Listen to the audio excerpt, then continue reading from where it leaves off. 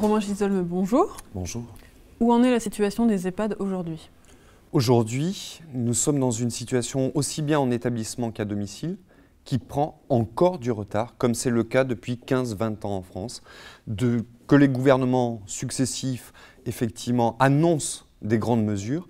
Et encore une fois, l'État vient de reporter l'aide à l'autonomie, en tout cas le projet de loi qui permettrait d'améliorer l'aide à l'autonomie en établissement et à domicile. Alors évidemment, l'État aujourd'hui n'est pas responsable du retard français accumulé depuis 20 ans, comme je vous l'indiquais.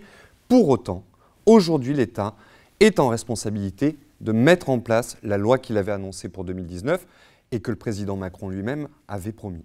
Et pourquoi il l'a mis pas en place maintenant? Parce qu'il y a toujours d'autres priorités dans notre pays que l'aide aux personnes âgées. Nous sommes dans une société qui renvoie très loin la question du vieillissement et qui effectivement la met toujours sous couvert. Et donc il y a toujours d'autres priorités que l'aide aux personnes âgées.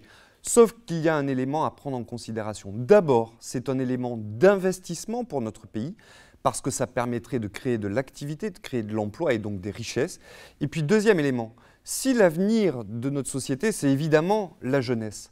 Pour autant, l'avenir de chacun des membres de la société, c'est bien de vieillir. Et donc, il convient effectivement que notre pays reconsidère l'aide aux personnes âgées, la place faite aux personnes âgées et investisse dans ce secteur d'activité au bénéfice de l'ensemble de nos concitoyens. Est-ce qu'il y a des territoires dans lesquels les moyens sont à peu près acceptables et d'autres pas du tout? Est-ce qu'il y a des différences fortes entre les territoires en France? Clairement pas. Aujourd'hui, les retards sont constatés sur l'ensemble du territoire, aussi bien en établissement qu'à domicile de la même manière. Et pour cause, l'ensemble des acteurs du secteur, que ce soit les familles, les personnes âgées elles-mêmes ou les professionnels, ont dit leur insatisfaction à l'occasion de grèves tout à fait inédites début 2018.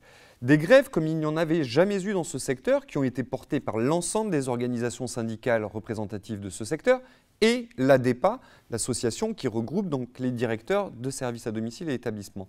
Donc on voit bien que ce sont l'ensemble des acteurs de ce secteur qui ont une attente extrêmement importante parce que les conditions de travail ne deviennent plus acceptables, parce que les personnes âgées disent être insuffisamment accompagnées et que les familles disent être trop peu soutenues.